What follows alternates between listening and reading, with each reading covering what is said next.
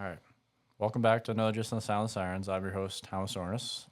We had some struggles getting this started, to say the Well, we're least. here. It's But kind of we're same thing here. happened yesterday. If it seems like I've been frustrated for an hour, it's because I have. Yep. but the Technology is wonderful when it works. but the Cyclones are 5-0. Good luck. That's right. So So that cures it all. And a Cyclones are Humboldt kid got a touchdown. yeah. Humboldt kid got a touchdown. Caden Matson, and man, technology is when it doesn't work, it's even better when Cyclones are 5-0. You got to stand in front of 150 kids and have it not work. I That's a lot bet. of Yeah, fun too. that Yep. would be. And how would you just not lose your crap? I don't. We're, Well, you can't swear in front of a bunch of kids, so that's nowadays. that's not a good thing. I feel like things are loosened up a lot since Yeah, when I I've gone still to won't school. do it. I know I you. like I my know job. you I won't. like my job. I like my job too much. I know you won't. But yeah. Anyways, but going back to Cyclones, we had the chance to interview Caden and all the bunch of walk-ons who made a lot of success last weekend against Baylor, and it was just nice to get their perspective because the announcers got their name wrong, and man, that was a And special that's why moment we for those did it. I guys. mean, Yeah, it was frustrating as heck to see Caden, have that moment, and then Brando can't figure out who the hell he is, even though he's got his name in the back of his jersey. yeah, right. And Myles Mendeszoon blocked the punt. I think they might get his name right. And then Rylan Barnes is from West Hancock, and we asked him to come on too because, you know, 4 years ago he's playing Class A high school football. Yeah, incredible. Now he's playing against Baylor, and looked pretty good doing it.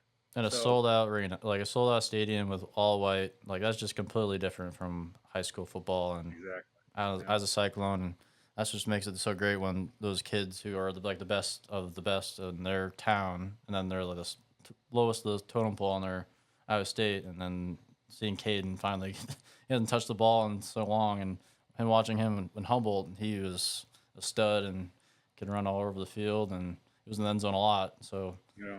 Caden got back to where he used to be in the end zone, and being a Cyclone has been awesome because his mom was my kindergarten teacher, and they were huge Hawkeyes for the longest time until Caden went there, and And man, not anymore. not anymore because I wish I had there was a camera on them because they would probably went absolutely berserk because I went berserk. I was like, Oh holy yeah, I crap, went crazy. Yeah, because I saw the block and then I saw who picked it up and I saw a four. And I was like, no way, because I was sitting by Louis. I was like, that's Caden, and then touchdown, and then man, because like special teams, I feel like we went years and years without getting blocked punts or anything, and now we're getting weekly.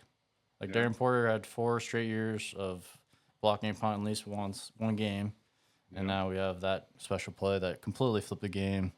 And I think Baylor could have just headed to the airplane after that because it was over. yeah, yeah. Well, we got a chance to interview him. We only spent about 15 minutes with him, so we're gonna play that for you, and then Thomas and I'll come back afterwards and finish up our analysis. But we don't want to steal their thunder and tell you some of the stuff they already talked about. But we're gonna come back on right after you hear from these three really cool guys. So Yep. So yeah, hope you guys enjoy it, and here we'll they be are. back right after they're done. Yep.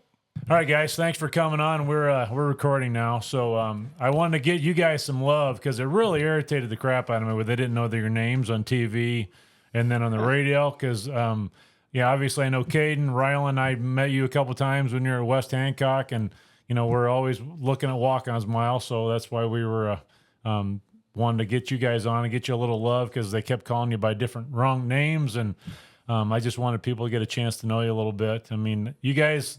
I've known Caden forever. He played in the semifinals and was a quarterback. Rylan, I know you won a state championship at probably, West Hancock, in my opinion, is one of the most consistent high school programs in the country or in the state because, because of the Sanger legends and legacy and everything. And so you come from an unbelievable program. And Myles, I know you won a state championship in Ohio too, correct? So you guys have been around winning a lot, and we just wanted to get you on here and talk a little bit about. Let's start off with the punt block, Myles. A little bit about what happened and how that all went down. I'd say it's just a testament to our special teams coaches and Coach Campbell who spend all that time in there trying to draw up that stuff. And I mean, Caden and I were in there together, and we saw it, and they told us how it was going to go down, and kind of called it the day before, Yeah. and it came to fruition. The ball got. I mean, Eddie kind of set it up. If you think about it, because Eddie was like on that long snapper, Mm-hmm. and then the ball snappers had a bad snap, and they weren't able to account for how many people we had coming in. Right. No, they kind of blocked it differently than how we thought they were going to, and it.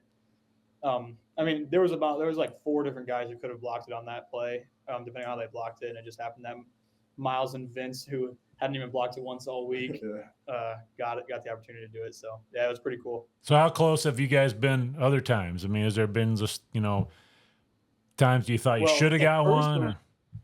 Right. No, personally, I mean, I've never really been that close. I don't know if you have. I've been close a few times. I was close against like Ohio in 22, but I was just like I was close, but I didn't get there. So it was pretty cool to get one. No, that was really. We haven't really had the opportunity to like rush. Yeah, I mean, maybe one other time we really put our rush check in. We never really got to run anything. No, we haven't really had the opportunity to run a bunch of rushes this year yet. So that was cool to, I don't know, be able to execute it. One of the first times we have actually done it. Because Aranda was, talking about before the game that he was nervous about our special team. So you guys obviously had got his attention a little bit. Right. Well, their punt unit coming in was one of the top in the country. So, so it was really nice to be able to kind of shake up what they, I don't know, what they were doing.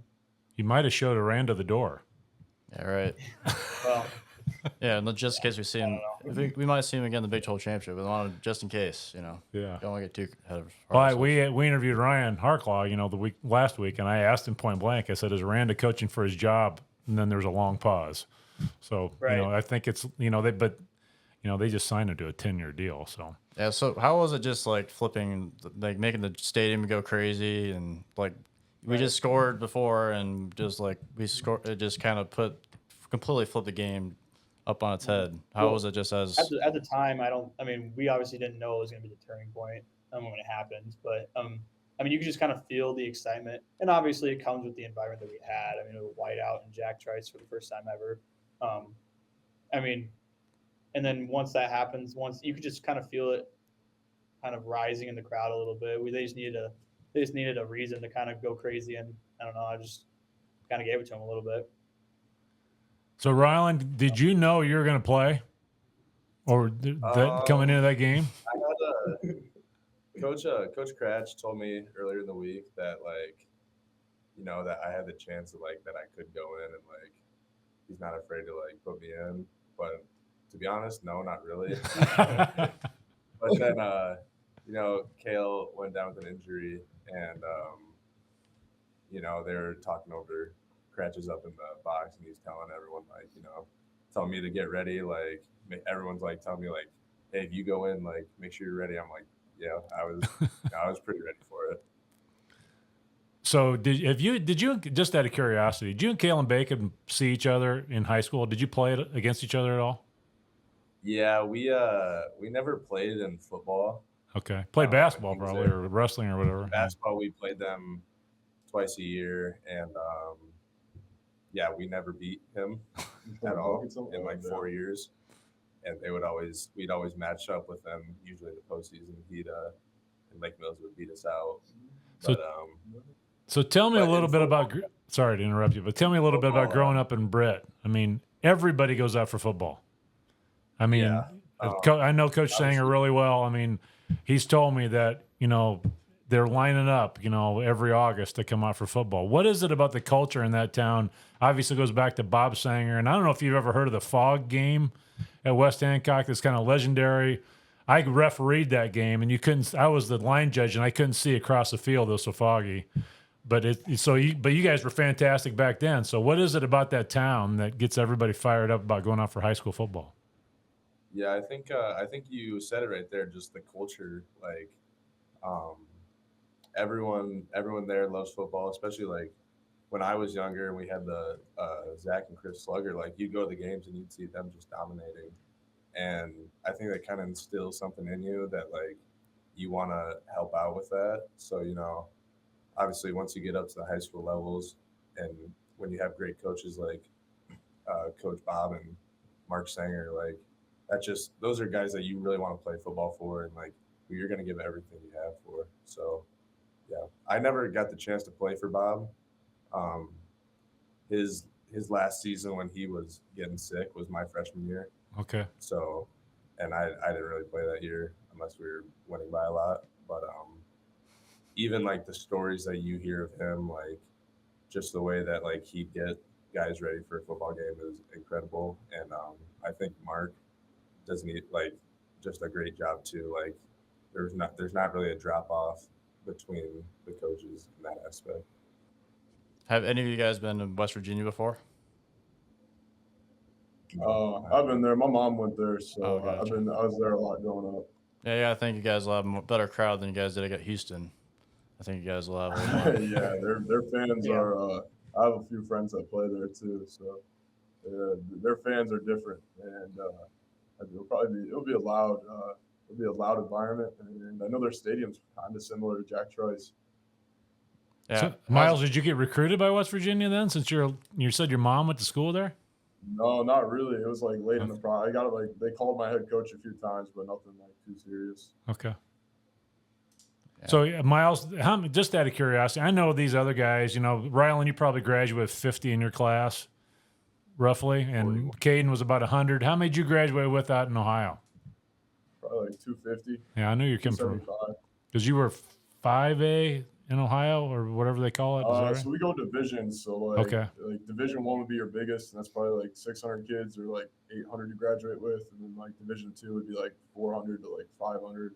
And then we were like Division 3, and then it like slowly goes smaller to like down to like Division 7. So really, I was like a middle-sized school. Okay. So you came in as a tight end? Is that right or no? No, I came in as a linebacker under Coach Vite. And Okay. I was like 190 pounds, and then I just bulked up, and they were like, "Hey, we think you'd do better here." And I was like, "Sure." So when do you guys know that you guys are going to change the logo on the helmets? How early in the process, or do you guys just like, who gives a shit? I didn't know until they posted it on Instagram. Gotcha. I had no idea. Rocco knew. I knew Rocco knew, and I asked him, and he wouldn't tell me. But So what's your favorite? Do you like the black on black with white, or the ones you just wore Saturday? What's your preference? well, I don't know. We haven't worn the all blacks yet. Our new right? New ones. No, Yeah, we haven't worn the new style all blacks yet. It's sweet. They did like the black. I don't one, know. The Cyclone. Right. I liked the all whites obviously from this weekend. I also really like our away jerseys. I think those look sweet. The all white away jerseys. They're really, really tight though, so that's kind of not. So do you get to keep your jersey and helmet from your touchdown? Like, do you get to keep that? I wish. Shit. No, You that'd be don't? Awesome. Do you get to buy it? No, I don't. I don't know. I mean, they haven't said anything about it, so I don't know. We I could should put have it. held on to the ball. One of my biggest regrets is not holding onto the ball, is just letting it go.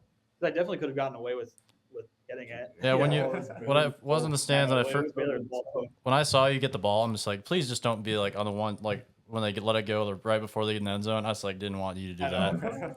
No, literally, all I was thinking when I got it was, I'm like, okay, I just have to cross the goal line. Like that's all I was thinking about. And then once I did, and then it was just free for all is whatever. Yeah, I think your mom and dad were just a little excited too. I was texting in the middle of it. Yeah, so. we were with them. Right. We were watching when you got your tackle in Houston, and yeah, just crazy. Right. Good times. Yeah, no, especially what is it about special teams plays that make it just everybody just go crazy? Block punts, scoop and score, all that kind of stuff. I mean, that's got to be the stuff you guys live for when you're on a special teams, and it just makes the crowd go. It's almost like a buzzer beater in a basketball game that everybody goes wild about. It's still just 3 points, but it's just I don't know. What do you guys think it is? I think it's a couple different things. One is because it's usually a play that the fans don't usually pay attention to. So when something crazy happens, it just like they're like, "Holy cow!" Like what? Yeah, I don't know. It's just craziness. And it's also I think it's really cool because it's a lot of guys that don't usually get the glory and the spotlight a little bit. So there's I don't know feel good stories and special teams plays a lot of times too. So that's really cool.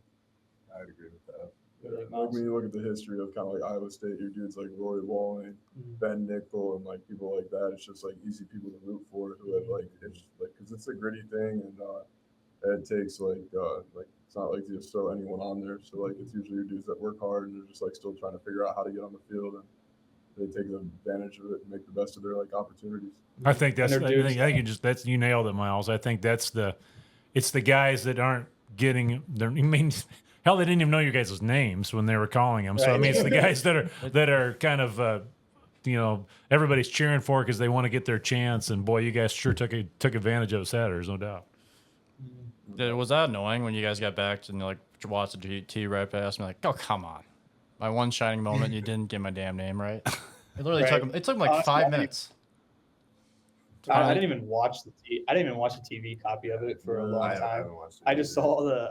saw like the I don't know, like the snippets or whatever of it. Well, Channel 8 But- gave Myles the TD. Nice. I mean, Did they? they said you blocked it and scored. And as they're showing Caden's face on TV with his name on the back of his jersey, they're still calling him. They were calling him Myles. I didn't get that one. Yeah, that's all right. I think I saw one that said Kale Brazina blocked the punt. Yeah, that's what the announcers were using. It is So. what it is. Hey, we know right here. All Yeah. of us know. So Yeah. Oh, we all did too. I mean, yeah. I mean, and when Rylan was playing, I said, "That's the kid from West Hancock for crying out loud," and nobody's saying anything about it. And it's because you graduated in 23. Is that right, Rylan? Yep. Yeah. So 2 years ago, you're playing Class A high school football in Iowa, and then last Saturday you're playing against Baylor. That's a little bit of a jump. A little bit. Yeah. Yeah, it's crazy. Just 60,000 people all in white. It's great time. Like being top. Like obviously you guys don't care about the rankings and all that jazz. You guys are looking at the game ahead and West Virginia. What do you guys just see? Obviously you're not going to give away what you guys are going to do against West Virginia on this damn podcast, but what do you guys just like? That's just watching film. Like what impresses you about West Virginia so far this year that you guys got to take care of? I would say the way they've been able to respond, they didn't start the season how they wanted to, and they're 2-0 in conference play. So every game's your biggest challenge. So they're well rounded. They got athletes all over the board. And it's going to be another good matchup in a hostile environment. It's really like you see it. They got playmakers. Yeah, I think Ryan Harklock gave you guys the best compliment last week. He said you just aren't celebrating that much after games because you're really kind of taking care of business. And this is definitely, obviously, going to be a business trip to West Virginia. I don't know if you want to go to a West Virginia on a business trip, but I mean that's just it's not the easiest. It's not the easiest place to get into. Do you get to fly directly into Morgantown? Do you have to fly into Pittsburgh or wherever? think I honestly have no idea where. Charleston or something like Okay. somewhere in West Virginia we're flying into. I just know, Pittsburgh. yeah, I just know Campbell said there's literally one road in and out of Morgantown. Yeah, Morgantown. So Yeah, it's not easy for anybody to get to. So Yeah. No. In like 2013 or 2012, I don't even know if these guys know what happened. I was talking to my dad earlier on the way to work. There was a point where Jack Trice, where we sat on, you guys were on the different side, and you guys had to cross to go to locker rooms at the halftime. And the starting quarterback on West Virginia pushed down our defensive coordinator, shoved him down. really, yeah, Geno Smith shoved Wally Burnham down. Yeah, Yeah. Wow. because then is that when they stopped crossing? Was No, yeah. I think Or was that Cam was the one who changed it. because Holgerson just went crazy. He was saying, you know, it was something about. Was that a different They're year? crossing stories. That, Okay, sorry. Yeah. Doesn't matter. Yeah. Anyways, I just need you guys need to know that because that was the craziest thing I just thought of. Like, imagine if that happened today. Like, Oh yeah. Right. Rocco just shoves No, the West Virginia guy. Yeah, that would not. It's like 64. It would have been like Dave Montgomery punching the Baylor guy. It would have been Right. It would be. it would have been free for all. Yeah. So yeah, don't want to keep you guys too long. Yeah, we know guys. you guys have meetings and everything. I just want to give you guys some love because I know you're kind of the, I really irritated me, like I said, that they didn't have your names right. And I wanted to get it out there that we knew who you guys were. Everybody can pronounce your names correctly and, all that kind of stuff and know what number you are and everything. Cause it was a great moment. My grandson was going to bed and I woke him up because I'm screaming because Caden just scored a touchdown and was texting everybody and Rylan, just because I know the town that you come from. I know everybody's proud of you up there too.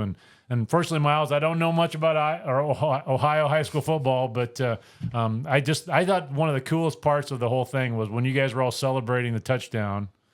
You've got some of the, bigger names that everybody knows that's celebrating just as much as you guys are. And Campbell, tries to tackle you guys when you come off the field. I mean, it was just a cool moment. So let's just not make it the last one. Let's get another block punt sometime. So Yes, sir. thanks for you guys coming on. Really appreciate it. Good luck this weekend. You bet. Yeah. Thank you very much. Go Cyclones. See ya. Cut. Pause. Maxi pads. So yeah, Yeah, no, that means so. Now you want to start? sure. Yeah, so they're really good guys. I mean, they've all had success. Like I said, Myles won a state championship. Rylan won a state championship. Caden was a quarterback on a semifinal team. They're all state players, all really good athletes, multiple sport athletes. So they're impressive young guys. I mean, and I thought it was kind of funny when I asked Rylan, were you expecting to play? And he just kind of started chuckling a little bit. But I said this when we interviewed him, and Rylan comes from one of the most consistent high school programs in the state. Bob Sanger was the coach at West Hancock forever. Now his son Mark has taken over, and I think they've won 3 of the last 4 state championships in Class A. So, and Caden is a hometown boy. We're in the power rankings for the Iowa High School Athletic Association. Humboldt is number 2 and Algona is number 1 with Alex Mansky, and we play them Friday night. So that's a big one. But so they've all come from success, and it was just a lot of fun to talk to them and get to know them a little bit, because I think they're all really good guys, and it really shows you the character of the guys that Matt recruits. Yep. I mean, they didn't hesitate coming on. We didn't pay them. I sent them a T-shirt. That was all they got. Yep. They just wanted to come on and talk about the game, and really proud of them. I think Matt recruits winners. That's for sure. Yes. And good people. Yes, but good formula. I think Matt Campbell's done a lot to recruit, and I think he's probably turned down a lot of great players that don't have what he wants in our program, and it's good to have good kids in there who work hard and want to play for Iowa State and do any role they want. Like Caden was playing his ass off no matter what if he got the ball. And right, he doesn't care if he plays. No, I mean I've asked him. I mean he was a 3-year starter in high school, 4-year starter in baseball. I mean, like arguably one of the best players to ever come out of a great town of Humboldt. One of the best athletes. Yes, athletes all around. He's a 4-sport athlete. Yep. He was a terrific pitcher in baseball, starting quarterback in football, starting point guard in basketball. Yeah, speaking of Mansky's older brother, Caden Matson, hit a buzzer beater to end, not end his career, but I think he came back one more year after that. But it was the end of the season. He hit a buzzer beater to win it. His junior year? It was sophomore year. It was Caden's senior year, but Mansky's brother's sophomore. Yeah, right. Yeah. Crazy. Yeah, no. So it was, they're just good guys, and it was a lot of fun. I mean, there's an SI article about Caden now. You go to the ESPN.com page about the Iowa State game Saturday, and it's the Caden's highlight. So didn't want to talk to him too long. I mean, because I want him to turn the page. Hate to steal a political line, but I want him to turn the page to move on to Saturday too. And they're pretty excited about. And I even said that when we were talking to him, that Ryan Harklaw says they move on pretty quickly, and so they really kind of show that. So let's talk about the game. I mean, that was one of the all-timers of all-time atmospheres, all-time wins. I mean, getting to the first time since 1980 when I was a freshman in high school, and Donnie Duncan was the head coach. Mac Brown was our OC. Still coaching. A million years ago. I mean, and then that was probably Donnie Duncan's highlight. And then after that, it was downhill faster than a sled at the Boone Hill. I mean, they went downhill fast. So don't think that's going to happen. Yeah, I think it was a great day. Really shocked me how many people wore white, because in basketball, the color schemes were so bad at it. I think it was really drilled in everyone's head and to wear white, and I think everyone did a great job, and it looked great on TV. And except Louis. Yeah, Louis' friend didn't. Louis' friend didn't bring white. Find a white shirt. Louis' friend didn't bring a white shirt. Oh, gotcha. Okay. Yeah, and Jess was wearing, or my fiance was wearing gray, which I didn't really count as white, but we'll count it. But dirty white. Right. But yeah, it was Jalen Jackson. Really, it was his coming out party. I mean, we already thought he was great, but the one that his cuts are just insane. Like, he can just cut on a dime and make people go flying, and you just go into the end zone, and thank God he came, because I think he's relieved a lot of pressure off of Carson Hansen's carries and Abu. Like, I hate, like, we can't, every time we talk about how good Jalen Jackson is, I feel like our fan base just has to be like, oh, it's because Sama's not doing that. But I think it's Jalen Jackson's a grown-ass man who came in, who started all last year, and he's coming in and with Travis or Jalen Travis.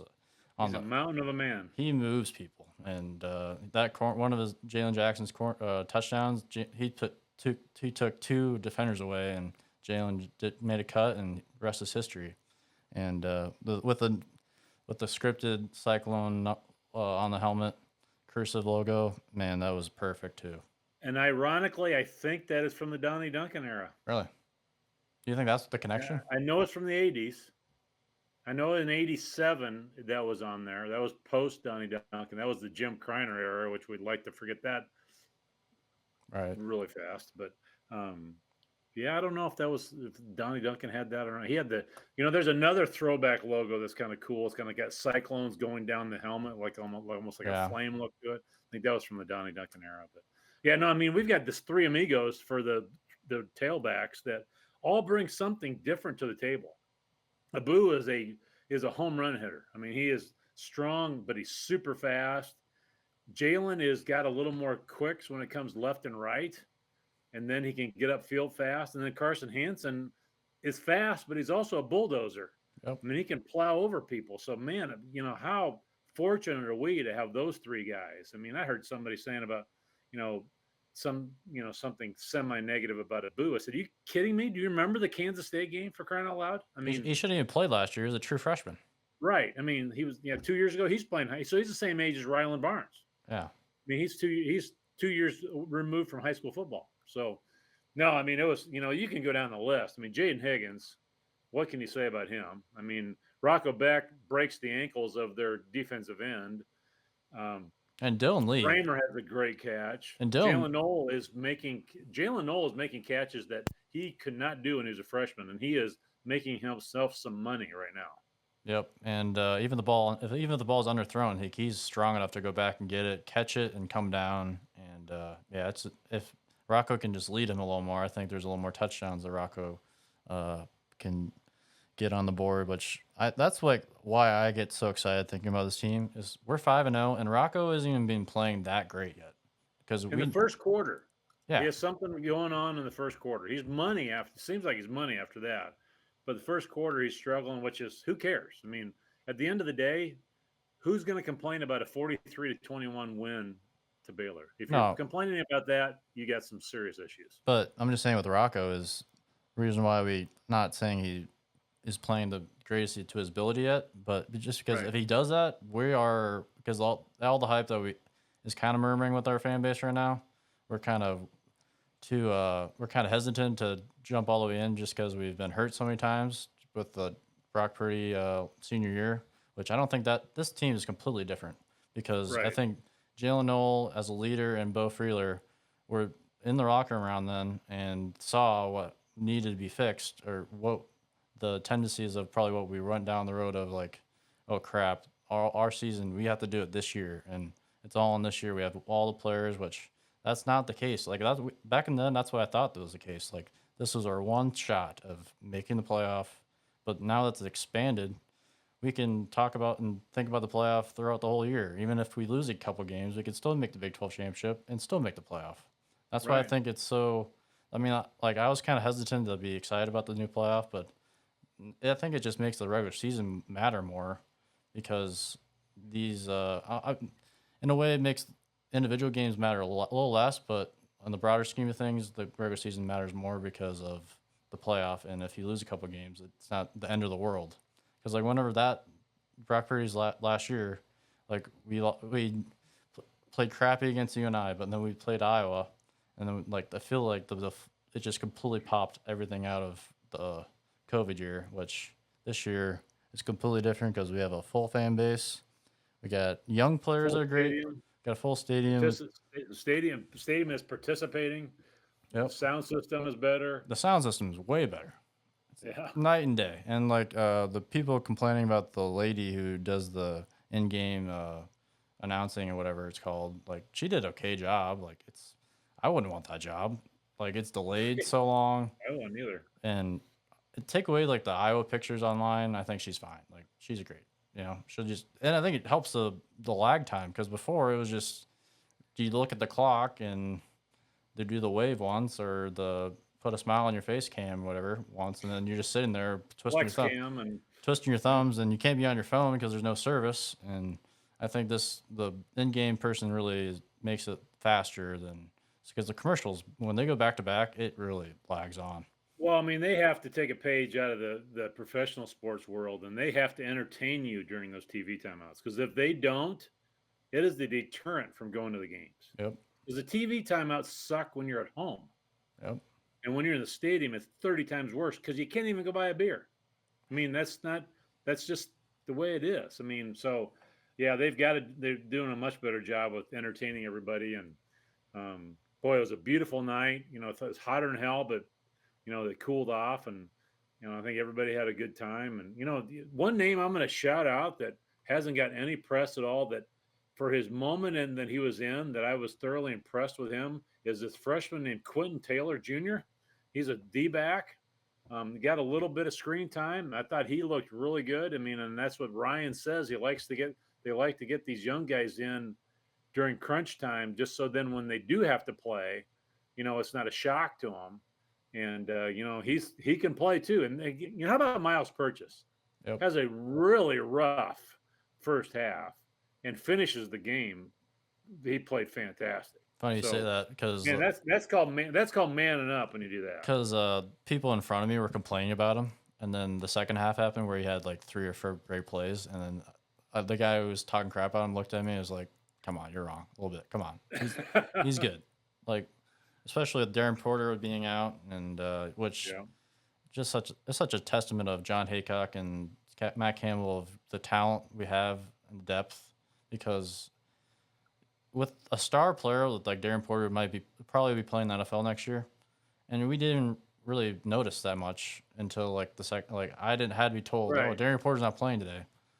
Right. And yeah, we have Miles Purchase and we have great Jontez Williams. My gosh, he is so a good. stud. Holy mackerel. Yep. He is fantastic. Yeah, we'll need to back the Ames Logger Brinks truck up for that guy, because he is a stud. I'm doing my part today. Yeah. Yeah. So this whole linebacker thing. I mean, how we can beat Baylor 43-21. No disrespect to Rylan Barnes, but he said he was really kind of fudging the answer whether he was expecting to play or not. Brzezina goes down, which I think he's going to play. Sounds like on Saturday. Caleb Aiken's on crutches. Sadowski didn't play at all. I didn't know that. So I'm not sure what's going on with him. So Sadowski started every game last year. Yep. And so our defense is playing that well with guys that should be on the field and not there. So testament to Haycock and his scheme and how he's got all of these guys prepared. I mean, can you imagine being 20 years old and never playing a snap and getting thrown out there against Baylor? And then Brzezina, his first snap was against Iowa in Iowa City. Yep. So and whatever they're doing, they need to keep doing it. And he's the one wearing the headset from the plays. Green which, dot. Yeah. Yeah. Seems like every player we have wearing that damn headset gets hurt. Right. Which, if we can get those guys back, I think, because like in our Iowa State fanhood brain, it's just like, okay, we're on our 4th guy. They should be getting 20 yards a carry. Yeah. And then Dominic Orange goes down. I mean, nobody's told me this. I've done this before. I've got a scar on my shoulder and a metal pin on my shoulder. I know exactly what happened to him. His shoulder slipped out of the socket, and they had to put a sleeve on his arm to keep his arm from popping back out again. But then he mans up and goes back in.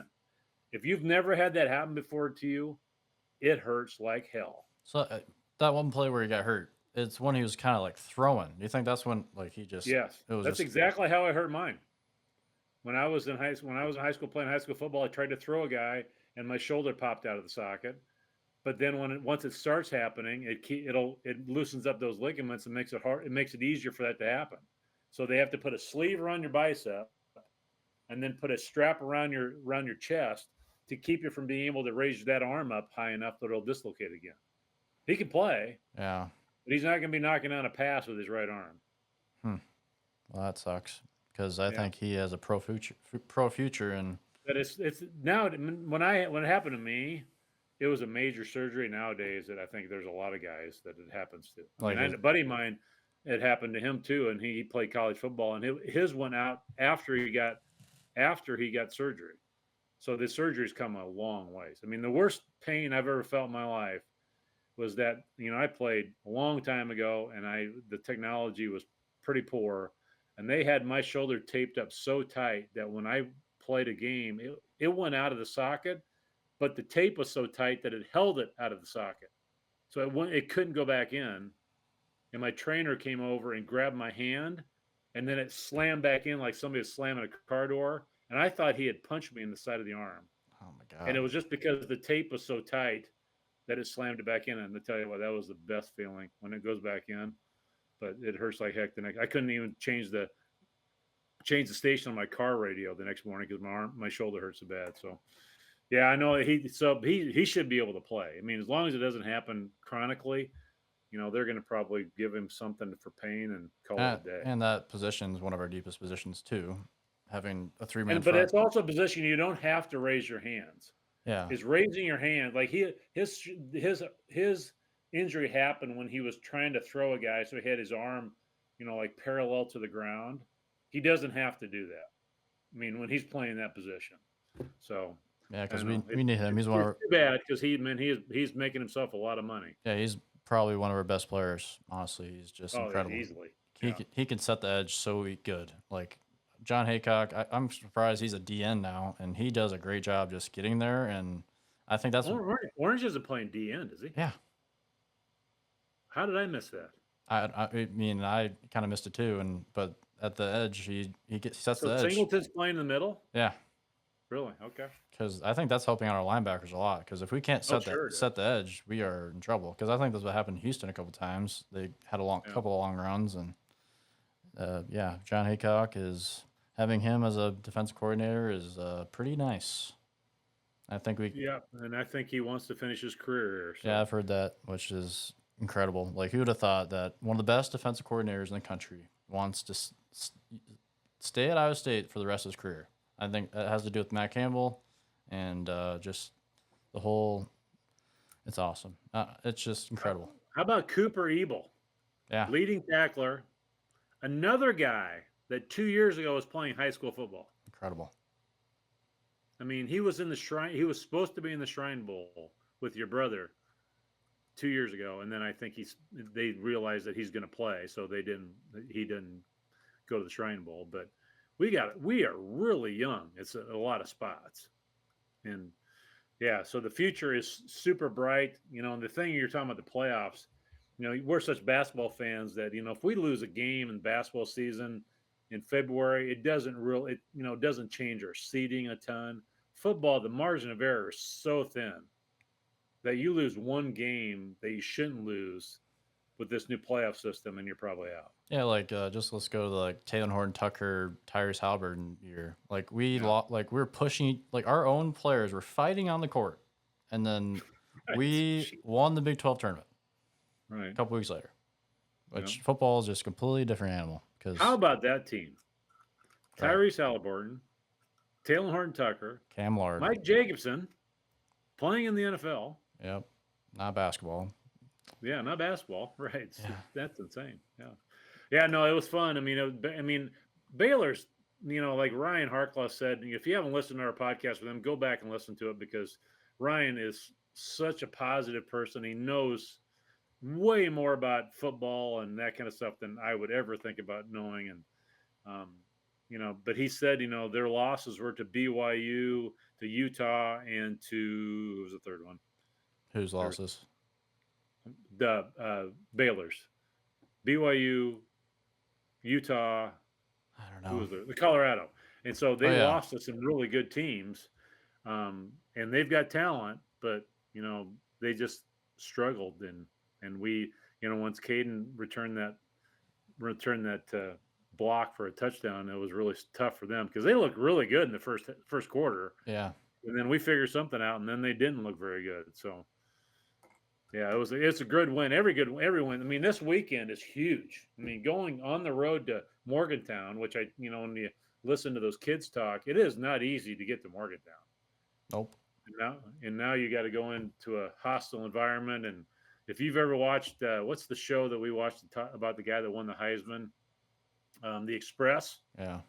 when you see them going to West Virginia, then that was not a fun place to go. So it's a tough road trip, but and West Virginia is good, and that's the way it's going to be the rest of the way out. I mean, we got a lot of good tough games coming up. And their coach, I think, is like Branda is kind of coaching for his job. Also, which Neil Brown, I think this will be a big game for him because if they can win this game, that'll be like this is gonna be a great atmosphere. They're wearing black uniform, like it's kind of like Brock Purdy's, Dan Montgomery, Hakeem Butler. We did Juicy Wiggle for the first time with all black uniforms. It's literally just a reverse. We're coming in as a top 15 team. They're kind of the underdog, wearing all black. We're gonna come in. If we're wearing all white, then it's kind of strange because West Virginia was wearing all white. Will Greer got safety and. So talk about that again. We talked about it with the kids about when Geno Smith. Is that even, hopefully everybody remembers that. That was wild. Yeah, when we had with our other section, we would run off the field, and we were on the opposite side of where we are now, where our players are, and we'd have to cross paths with the other team to go to the locker rooms. And Geno Smith just shoved down Wally Burnham. And then we had to win. We had another incident with those guys, and Dana Holgerson's saying it's unprofessional or no, because stupid thing. Yeah, because that's why we. Yeah, because that's why we changed the student section because that one game is when, West Virginia was walking. It just doesn't make sense because when you have a student body coming this way and a bunch of pissed off athletes coming this way, right? It's not a good formula. It just takes one punch to knock someone out, and it's a bad deal. Because which I still think our student section is better where it was, and where it is now, it doesn't really audio wise, it doesn't really do much to the stadium, in my opinion. And I think having the students right next to the band kind of takes the band out of the game, because the band and the student section kind of go hand in hand. And but that will never change and maybe it will, but we got this. We got the logo on the damn helmet, so Cyclone logo, that helmet changed, which absolutely shocked me. It was like, how hard is it just to listen to us a little bit? It's like, we'll wear our damn white if you change our damn sticker on our helmet. Like, we have so many logos. Yes, you bring it up all the time how we sucked with those logos, but we don't know that. Like, my generation doesn't know that. There's no footage of it other than we play Oklahoma. Like, who cares? Just use it. Yeah. And I agree. And I think the older players might love it too because we have good players now. Use the throwbacks. Like Okie State has sick throwbacks they use all the time. Why can't we do that? I think it might be like a Nike thing, and I don't know. Yeah, it could be. It's a good point. Because they probably are like, all right, well, be more lenient there because Okie State has like billionaires and like Oregon has a different uniform every game. Like I don't think we're ever gonna be like that. But as a fan, like we just gotta be like, all right, well, it's gotta be simple. Just figure it out. Yeah. Like I even asked when we asked Caden on the interview about how if he could keep his jersey or not. Like, how is that even a question? Right. Yeah. Exactly. Like, he scored a touchdown. Like that touchdown's worth a lot of money. And he was wishing he would have kept the football. He's brought that up many times that he was mad that he dropped the football. Yeah. But yeah, that was a special moment, and just. I'll tell you one other thing that irritates me about Saturday. I mean, just from a broadcast standpoint, is that they weren't doing a very good job of picking up on some of our younger guys. Jamison Patton had a great tackle. Kid JMO, that's what he's known as. Started at Roosevelt High School, ended up in Ankeny. Shout out to Brent Wooters, a teacher at Roosevelt, was one of his teachers, and no love on the broadcast at all. Never mentioned his name. Not once. And now JMO's hair covers up his name on the back of his jersey. But, he does have a number, and there is a roster that I'm sure the TV guys but get. So. Let's just think about the TV broadcasters, right? How many players are shifting from each team? Like, how hard it would be to, to keep track. That's got to be exhausting. Like, especially that's all every week. They do. I know that, but. Brando was not delivering mail today or driving all over Northwest Iowa. He was getting ready for his game on Saturday. That's all he does. So he's supposed to be looking at Caden Matson highlights. He should be studying film and knowing who the hell's playing the game. Yeah. It's not like JMO was Rylan Barnes and never came off the field. They never mentioned – I don't think they said Rylan Barnes' name once in the broadcast. Not Crazy. out loud, not a single time. And he was a huge part because one of our P He guys was went on down. the field a lot. And yeah, it should have been pretty they easy. took a it took a commercial for them to say Caden Matson's name. I mean, give me a break. But That's all you have. Like they always say, you have one job. that being said, I love Tim Brando. Hope he does every game we do because I think he loves the Cyclones. I think he's low key turned to a Oh, I did. Yeah, I did. I'm just being a Fran Fraschilla sure. type level media guy who loves the Cyclones, and he's. We don't have to kiss anybody's butt because nobody's paying us for this thing, so we can say whatever the hell we want to. So. But Tim Brando, every time he's calling it just brings me back to the Purdy game and Juicy Wiggle the first time. And speaking of Juicy Wiggle, I'm going to put this on the YouTube. If you're watching on YouTube, this is the Confluence beer that they made, which isn't bad, but they call it Juicy Wiggle, and it is totally an Iowa State beer. I got this at the Ames liquor store.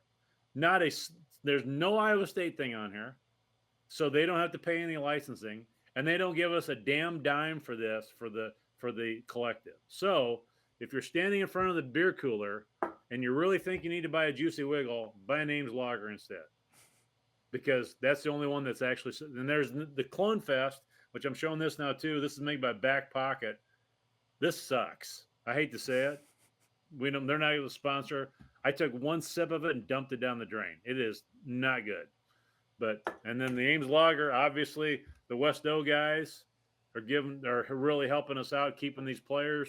So if you want to help Cyclones without giving any money directly. Did I tell you I ran into O'Brien on the tailgate? Yeah. Shout out to Ian O'Brien, works for West O now. Good dude, great family. His dad is one of the best teachers I have ever seen in person ever. And not even close. Yeah. And his wife is Ian's mom is one of the nicest people you'd ever want to meet. So they made it. West O hit a home run when they hired Ian. There's no doubt. Absolutely. Going back to the West Virginia game, should I tell the story about last time? Was that? I think I've told it on the podcast. I don't know, but who cares? If they hear it twice, who cares? It was the game. That's a good one. So, bringing us back to 2021, we were really hyped up that year, and before the season started, I think we got tickets to that game, and I was like, shout out to my uncle Barry Orness. Was like, you want to go to the West Virginia game? I'm like, yeah, hell yeah. Road trip, 13 hours, and obviously we lose to Iowa and lose a couple games before that game, and going to that game, and the game day comes, and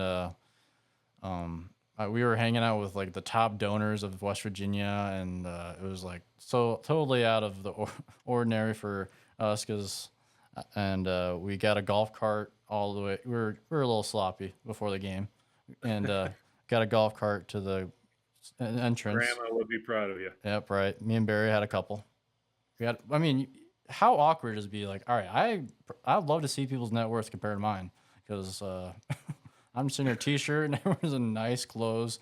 We're all in sound siren shirts, and so yeah. Those are nice clothes. What are you talking about? They're like suits, like really nice. Well, we don't have the sound of sirens. Yeah, we don't have a Louis Vuitton sound of sirens anything, but we could. Anyways, so we get to the game. The national anthem is going on. Mike Rose's dad, we were standing right next to, and Mike Rose at the time was questionable. And we were asking him, hey, is Mike Rose playing? He's like, and at that point, Mike Rose hasn't missed a game his whole career. He said, nope, he's not playing. I was just like, crap. And like, yeah, you texted me and told me that was a bummer. And Barry was talking to Mike Rose's dad while the national anthem was going on. So it was just like, anyways, we get to before we even sit down to our seats, someone hands me a like squirt thing of whiskey, which I had to enjoy too. And I was like, all right, this is a good time. And the game goes on up and down. You guys had, it was ESPN Plus. It was like really, Brand Whedon was on, the guy we beat in Okie State. Number 2 quarterback was on the call. And Brees Hall fumbled it on the 1 yard line, which one of the refs came in with his hands up, calling a touchdown, which was he had a better view of it, and it was overturned by the other ref who couldn't see it. And then of course it's on ESPN Plus, and there's 3 cameras there, so we can't Yeah, see. somebody's filming it with an iPhone. And so we lose the game. Walking out, West Virginia girl, lovely girl, I'm sure, just looks at me straight in the face, was like, "You look like corn," and I was just like, "You look like a slut." And that's, Oh, I was so proud that day. I was just so pissed off. But it's just like we had such a great team. We won the game because like I was videotaping while it was going on, like the Breeze touchdown. Yeah. Like they called back for fumble, touchback, and I just saw the ref with his hands up calling a touchdown. I'm just like, what the hell happened? And then you get back home and look at the camera angles and see that you can't see it. And that was the same game where the West Virginia guy, there's no video evidence of him touching a touchdown. His leg did not touch Oh, right, yeah. for a touchdown. Yep. And they called it a touchdown anyways. And they reviewed it for 15 minutes. And they just play stands, touchdown.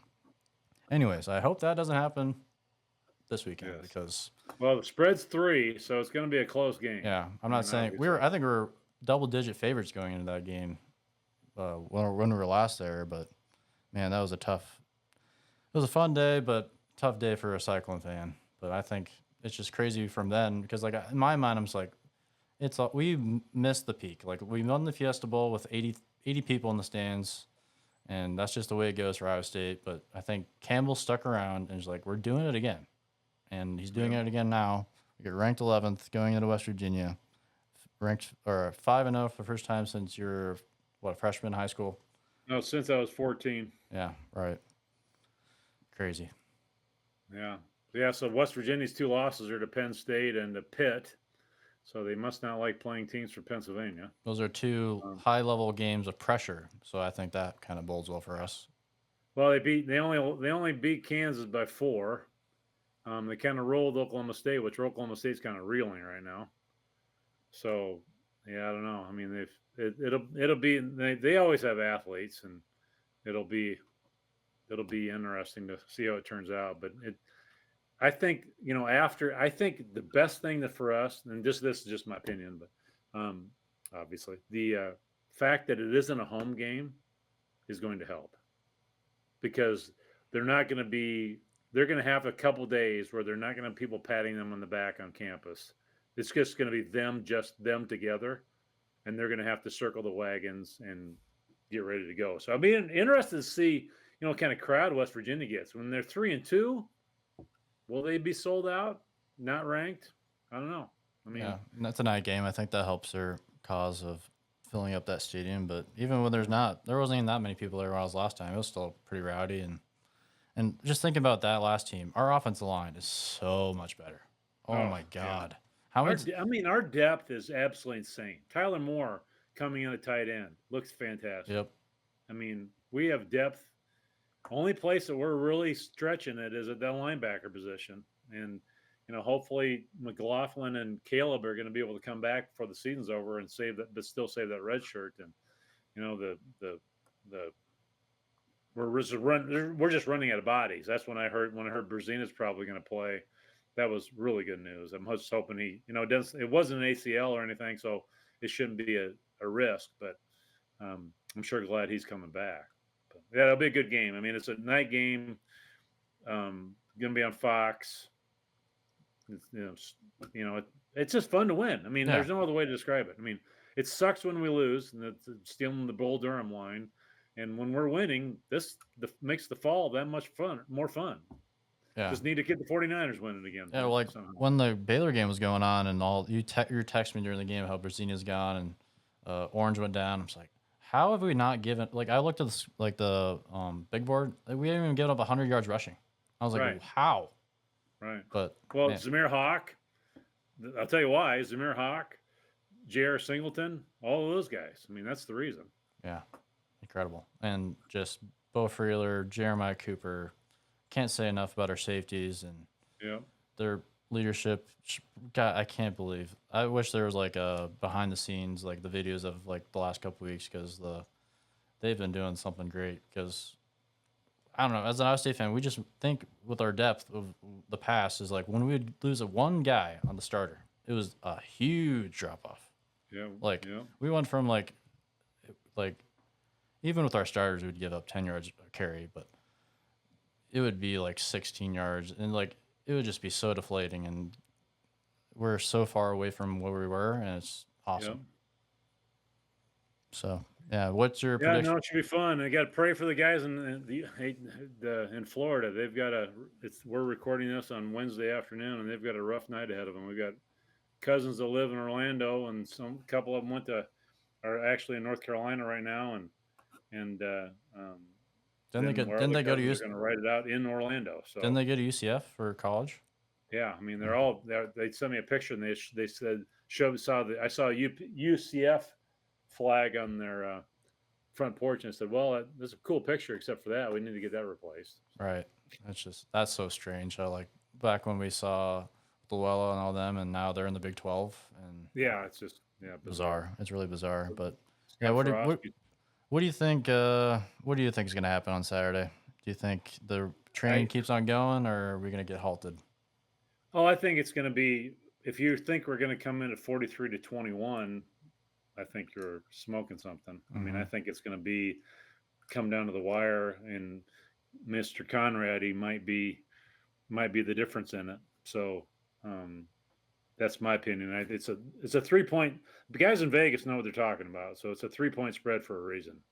So it's we just got to keep playing what we're doing. I mean, taking care of the ball, being able to run it. If you're a defensive coordinator, it's got to be a nightmare preparing for those 3 running backs. Right. And then on top of that, having to prepare for Jalen Noel and Jaden Higgins. Because on Saturday, Jalen Jackson, weirdly enough, could get barely any carries, and it could just be all Carson Hansen or all Abu. Right, or all Abu. Right, yeah, exactly. Because so it'll be. Every Saturday that rolls around, I get nervous that we're going to get a surprise during the pregame that Ryan Harklar or John Walters is going to tell us this player isn't playing today because they're hurt or they got hurt in practice. Because we usually don't find out till like the last half hour of the pregame show. Right. So, the difference between before and now is like Lima went down. We thought the game was over. Lima's not playing. We're done. We're not the three men front. He's such important. Then Wazirike was behind him, and I think he might be sneaking back into the NFL. Hopefully. Yeah, I hope he does. But he got screwed over like the rest of those guys did. So. I hope that happens. But yeah. Well, go load up in your Ames lager and get ready for Saturday night. Yep, the Cyclones are 11th in the country. We got 2 top 10 basketball teams coming up to look forward to also. And I know we say this all the time, but there's no better time to be a Cyclone fan. There's no better time to pay attention to Iowa State. And no better time to give to the we will. Yep, and just keeping. No better time to listen to sound the sirens. Right. How's that? Yep. Because if we're 0-5, this would be a really bummer. We would just be really sidetracked a lot of times. I think I'd have a hard time getting you to come on, to be honest with you. Right, yeah. Just like, Sam B. Richardson, huh? You really just can't throw that stop it. But, yeah, I guess. Remember when we ran into Sam Richardson on vacation? I was on the vacation. Oh, you weren't there. You were in Arizona. That's right. That was so bizarre. We're standing there in our condo in Florida, and all of a sudden I go, I think that's Sam Richardson. And he was with another guy, another player. Didn't he apologize? Yeah, he did. It's one of the first things he said. He goes, "Sorry, we weren't very good." I said, "It was kind of comical." I can't remember the other player that was with him. It was a buddy of his, and yeah, it was a surreal moment. They were just sitting there, and all of a sudden, Sam Richardson walks by. It was like the year after he graduated. So, talk about a guy who had a bad offensive line and got murdered every game. Yeah. And it's just so exciting. We have Rocco barely gets touched. Yeah, Rocco's pretty mobile, though. I mean, they think his mobility is pretty underrated right now. And he knows. I mean, other than that crappy interception before the first half, but somebody else just did that in the NFL. Was trying to throw it out of bounds, huh? Brock Purdy threw an interception. No, but was trying to throw it out of bounds though. Oh, really? It was. Did it happen last night in the Chiefs game? Somebody was trying to throw it out of bounds. It was Carr. I think it was Carr tried to throw it out of bounds and ended up throwing a pick. So it happens. Yep. And as a true sophomore, you couldn't ask better. 5-0 going into his dad's alma mater. Who's getting honored at halftime, which is awesome. Yeah. And that's awesome. yeah, so appreciate everyone listening, and go Yeah, Cyclones. tell your friends. Tell you we're trying to order some more shirts. But my inventory on the website's not up to date. So if you want to sound the siren shirt, you're welcome. There's if you look over, if you're watching on YouTube, Tom's has got that little framed sound the sirens thing in his wall. We've got some of those you can get. But otherwise, just tell your friends and keep listening. We're doing this just because it's fun. That's the only reason. Yep. So yeah, go Cyclones. Go Cyclones. I guess you can pause it.